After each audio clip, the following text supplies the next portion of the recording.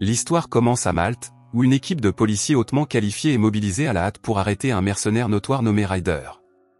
Avec un sentiment d'urgence, les officiers se rassemblent à la porte de son appartement, se préparant à leur capture imminente. Ils entendent le faible bruit de la télévision encore allumée, un indice qui suggère que quelqu'un se trouve à l'intérieur. Sans perdre de temps, ils forcent l'entrée de l'appartement, traversent rapidement l'espace et nettoient le bâtiment. Cependant, malgré les recherches minutieuses, Ryder est introuvable.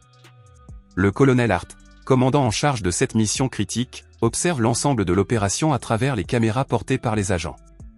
Alors que la situation s'aggrave, Hart reçoit un appel téléphonique inattendu. À sa grande surprise, c'est Ryder qui est au bout du fil, au guidon d'une moto et sur le point d'exécuter un contrat. Désespéré d'empêcher Ryder de réaliser son projet, Hart le supplie au téléphone de reconsidérer sa décision et de parler, mais Ryder raccroche froidement, laissant Hart avec la terrifiante réalisation que sa cible n'est autre que le président des États-Unis. Pendant ce temps, le président américain conclut une réunion de haut niveau avec le président de Malte. À leur insu, Ryder s'est déjà infiltré dans un bâtiment voisin, neutralisant un agent de sécurité isolé pour lui ouvrir la voie. Ryder tire, mais au lieu d'une balle mortelle, le président est touché au bras, blessé mais vivant. Sans hésiter, Ryder prend la fuite et disparaît du pays, sa mission au moins partiellement accomplie. L'histoire revient ensuite 6 mois plus tôt, où l'on voit Ryder arriver à Malte, accueilli par sa sœur Jenna, enceinte, et son frère Bulldog. Le groupe prépare une mission, mais Ryder hésite, exprimant ses réticences quant au fait qu'ils travailleront sous le commandement du colonel Hart.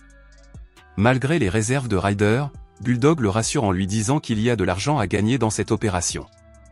Lorsqu'ils arrivent à la villa, Ryder est accueilli par le reste de l'équipe, une équipe d'agents qui semble représenter un parfait exemple de diversité.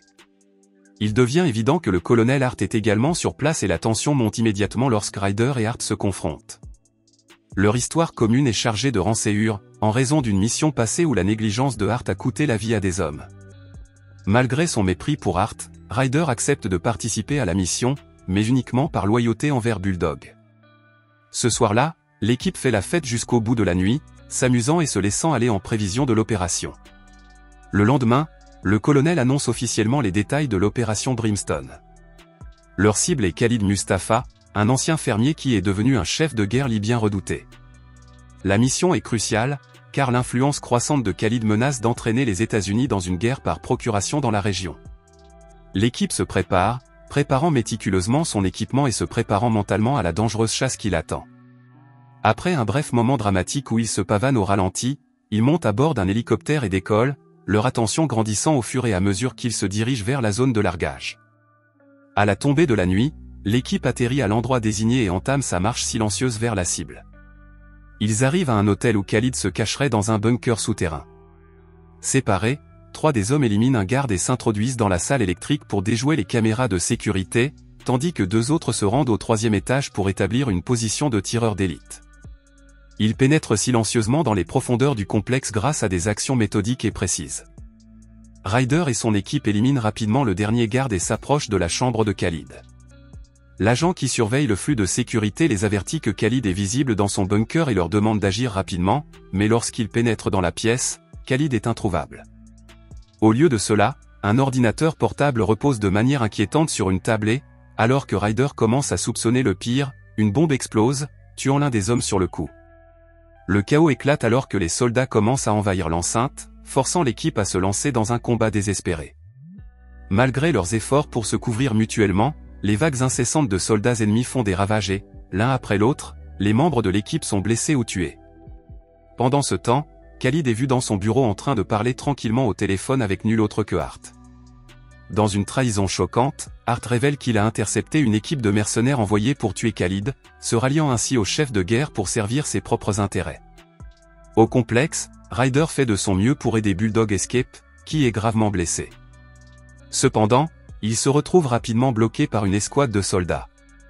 Comprenant qu'il n'y a pas d'issue, Bulldog fait le sacrifice ultime en se jetant dans la ligne de mire. Malgré les nombreuses balles, il parvient à faire exploser une grenade, éliminant ainsi les assaillants. Ryder s'agrippe au corps sans vie de son ami, le suppliant désespérément de se réveiller, mais il est trop tard, Bulldog est mort. Après l'échec de la mission, Ryder n'a d'autre choix que de fuir, tandis que Hart, de retour au quartier général, ment froidement à Jenna en lui disant qu'il n'a aucune nouvelle de l'équipe. Alors qu'elle se retourne pour partir, Hart lui tire dessus, la tuant dans un dernier acte de trahison. 6 mois plus tard, le président des États-Unis est en visite au Portugal pour rencontrer de hauts responsables. À cette occasion, il rencontre son conseiller personnel Joshua Reed, qui soutient fermement la nomination du colonel Hart à un poste de haut niveau au sein de la CIA. Hart arrive bientôt à son poste à Londres. Il informe son équipe qu'ils sont en guerre contre des ennemis qui veulent détruire leur mode de vie. En Italie, Ryder arrive dans un club et se fait ouvrir la porte. La gérante, Selina, le voit et envoie ses hommes l'accueillir. Ryder entre, un peu rouillé, mais se bat contre les hommes jusqu'à ce qu'il soit assommé. Il se réveille enchaîné au mur et Selina vient le voir. Elle est en colère car elle le croyait mort et l'avait pleuré. Elle le libère, exigeant de savoir pourquoi il est revenu. Ryder est venu se venger, révélant à Selina que tous ses amis, même Jenna enceinte, sont morts. Selina révèle que Hart est désormais intouchable, mais Ryder ne veut pas de Hart, il veut le président. Il dit à Selina qu'il a besoin d'une équipe pour l'impliquer, mais elle refuse, promettant d'assister à son deuxième enterrement. Hart est chez lui avec ses petits-enfants lorsqu'il reçoit un appel de Joshua lui demandant d'allumer la télévision. Il y voit des reportages sur l'échec de la mission de Khalid ainsi que des images des caméras corporelles. Joshua lui demande de résoudre le problème et de ne pas l'embarrasser davantage. Dans son bureau, son équipe a retrouvé la source de la vidéo et a capturé Ryder grâce à la surveillance par satellite. Ryder se procure un appartement, mais une équipe du SWAT arrive bientôt. Les hommes atteignent l'appartement de Ryder et y pénètrent, mais ce dernier est rapide et élimine l'équipe avant de s'échapper. Il reçoit une balle dans le dos mais parvient à échapper aux hommes. Ryder vole une voiture et retourne au club de Selina, où on l'aide à entrer. Selina soigne sa blessure alors qu'il commence à s'évanouir. Il se souvient avoir tué ses frères avant de se réveiller dans le manoir de Selina. Il va lui parler à l'extérieur. Elle lui révèle que son visage est partout dans les journaux et qu'il a maintenant de gros ennuis, mais Ryder a un plan. Il fait donc venir un homme avec un petit camion dont l'arrière comporte une pièce pour transporter Ryder à Malte. Selina et ses hommes rencontrent le chauffeur du transport de Ryder à Malte pour lui remettre le paiement, mais l'homme a amené avec lui des hommes de main armés. Elle le paie, mais sans vérifier l'argent, il prétend que ce n'est pas assez. C'est ce qu'ils avaient convenu, mais sachant que Ryder est recherché par la CIA, il veut plus.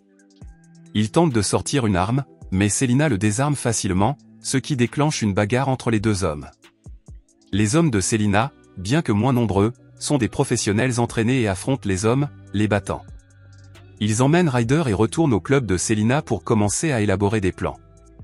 La femme a un plan des vastes tunnels qui se trouvent sous l'île et doit décider comment y faire pénétrer la cible.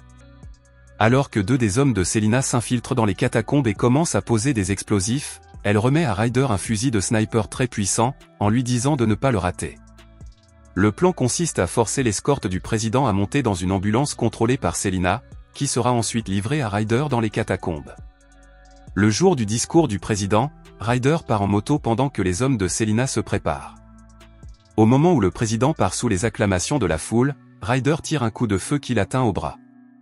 Avant que les services secrets ne l'emmènent, l'un des hommes de Selina déclenche un dispositif qui désactive sa voiture. Selina et ses hommes arrivent en ambulance et les agents s'y engouffrent sans hésiter. Hart, qui observe le cortège, se méfie de l'ambulance et ordonne à ses hommes d'y rester. Ryder quitte rapidement son poste et saute sur sa moto pour rejoindre le point de rendez-vous. Selina, jouant le rôle d'infirmière, injecte au président une solution qui l'étourdit. À ce moment-là, les agents à bord sont alertés, mais Selina et le chauffeur entrent en action et combattent les gardes. Le chauffeur parvient à assommer l'agent qui se bat contre lui, tandis que Selina assomme son collègue à l'aide d'un extincteur. Il tente ensuite d'échapper aux agents qui les poursuivent sur une route très fréquentée et qui ont reçu l'ordre d'ouvrir le feu sur l'ambulance, car ils ne se souviennent pas que le président était à bord. L'ambulance fonce droit dans un mur, suivi d'explosions. Les agents viennent vérifier l'ambulance, mais Selina et son homme ont fui sous terre avec le président, couvrant leurs traces avec des explosifs. Hart annonce à son équipe qu'il a perdu le président. L'équipe parvient à déplacer le président inconscient à travers les catacombes, naviguant avec précision dans le labyrinthe avant de le transporter en camionnette jusqu'à leur cachette secrète. Les hommes agissent rapidement et déchargent soigneusement le président de la camionnette. Pendant un moment, le président, encore désorienté par le sédatif, regarde Ryder avec confusion, croyant d'abord qu'il a affaire à une sorte de terroriste. Mais au fur et à mesure que Ryder parle, le président entend son accent américain et réalise peu à peu qu'il ne s'agit pas d'un ennemi étranger, mais d'un compatriote. Alors que Ryder révèle son identité, il commence à expliquer qu'il a autrefois travaillé aux côtés du gouvernement américain, sous le commandement du colonel Hart. Les yeux du président s'écarquillent à mesure que les pièces du puzzle s'assemblent et que la reconnaissance apparaît sur son visage. Il comprend enfin non seulement qui est Ryder, mais aussi pourquoi tout cela arrive. Ryder ne veut pas d'argent, de pouvoir ou de vengeance au sens traditionnel du terme, mais quelque chose de bien plus important. Bientôt, tous les grands médias sont inondés de reportages, diffusant la vidéo explosive des aveux du président. Dans cette vidéo, le président admet qu'il n'a pas été totalement transparent sur ses actions et ses décisions depuis son arrivée au pouvoir. Il détaille ensuite les accords secrets et les choix moralement discutables qui ont caractérisé son administration, des choix qui ont mis des vies en danger et compromis l'intégrité de sa fonction. Joshua prend une décision tragique, il est retrouvé mort, victime d'une blessure qu'il s'est lui-même infligée. À La Havane, à Cuba, nous voyons le colonel Hart qui se cache désormais dans cette ville. Alors qu'il monte dans sa voiture, il tombe nez à nez avec Ryder qui sort un engin et fait exploser la voiture de Hart avant de partir, ayant pris sa revanche sur ses frères tombés au combat. Il rencontre Selina qui l'attend et tous deux partent en voiture.